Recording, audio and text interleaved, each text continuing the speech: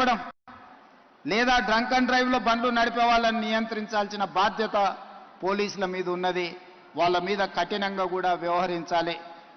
స్పీడింగ్తోని మీరు చలానాలు వేస్తున్నారు, కానీ సంవత్సరం అయిన తర్వాత డిస్కౌంట్స్ ప్రకటిస్తున్నారు. దానివల్ల ఎలాగూ తగ్గిస్తారు కదా, మళ్ళీ చూద్దాంలే అన్న వ్యవస్థ ఈరోజు ఒక సమస్యగా మారింది. అందుకే పోలీస్ సిబ్బందికి శాఖకు నేను సూచన చేస్తున్నా, ఈ చలాన్స్ వెయ్యడం అనేది వెయ్యకుంటేనే నియంత్రించి వాళ్ళకు అవగాహన కల్పించాలి. తప్పని పరిస్థితిలో ఎవరి మీదైనా చలానా వేస్తే ఒక్క పైసా తగ్గించకండి. మూడవది, వాళ్ళ బ్యాంక్ అకౌంట్స్తోని డైరెక్ట్గా డిపార్ట్మెంట్కి సింక్రనైజ్ చేయండి.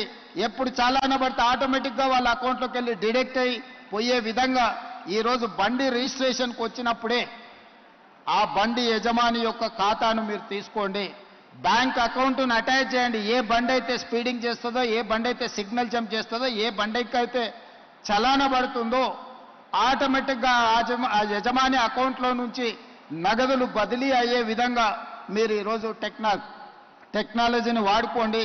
బ్యాంకులను కూడా సమన్వయం చేసుకోండి. లేకపోతే ఈ ప్రమాదాలను నియంత్రించడం కష్టమవుతుంది. ఇలాంటి ప్రమాదాలకు పాల్పడే వాళ్ళ పట్ల కఠినంగా వ్యవహరించాలి.